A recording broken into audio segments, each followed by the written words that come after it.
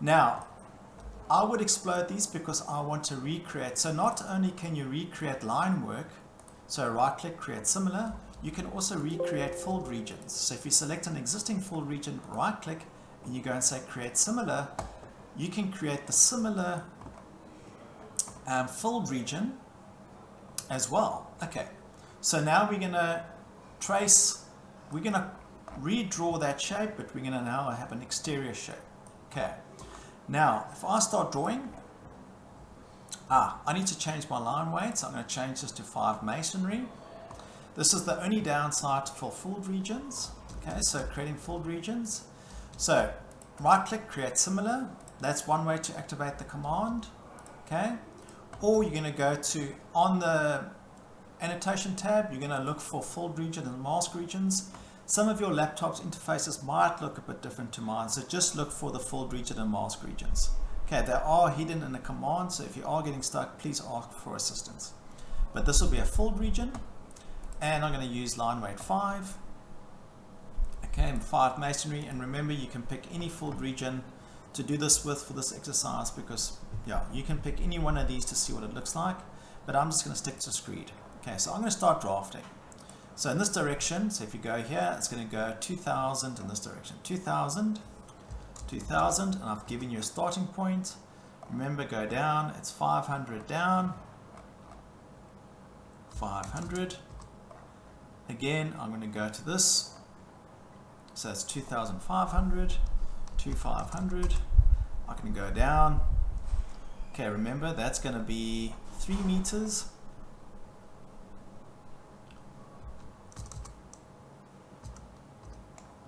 $3,000, and again shift.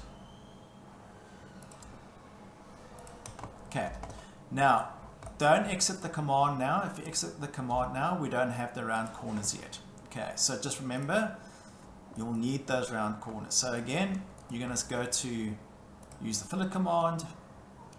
Okay, remember radius, you can set that at 500. Then whatever you select can be 500, so I'll just show you both quickly, but you can still go and select the radius and change it on the fly. Okay, so you've got that option as well. Great, so you see you've got these different options. Great. Okay, so if I finish the command now, you would have seen the filled region would have changed. So a filled region is a hatch. It's a hatch or a fill that's driven by a series of lines on the outside. Okay, so very handy. Again, once again, if you go to edit shape, you can also activate the center points for arcs. Okay, sometimes this is quite important to do, totally up to you.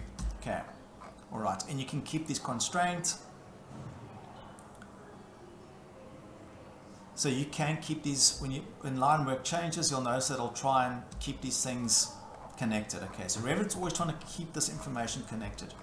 One note, with the filled region, you'll see that all these points are blue. If the line breaks, for example, there's a break and you press tab, tab, you'll notice that these 2 solid points, you will not be able to create a fill. So in order to create a fill, the line work has to be a closed series of lines. What also happens sometimes, you can also draw a line over another line. Now if I try and do the command as well, it'll tell you you've got overlapping geometry. So just be very careful about overlapping geometry and broken lines when you're creating fills. It won't create the fill if there's a broken line or geometry overlying each other. Okay, pretty straightforward. Again, I want you to go and measure a diagonal for me.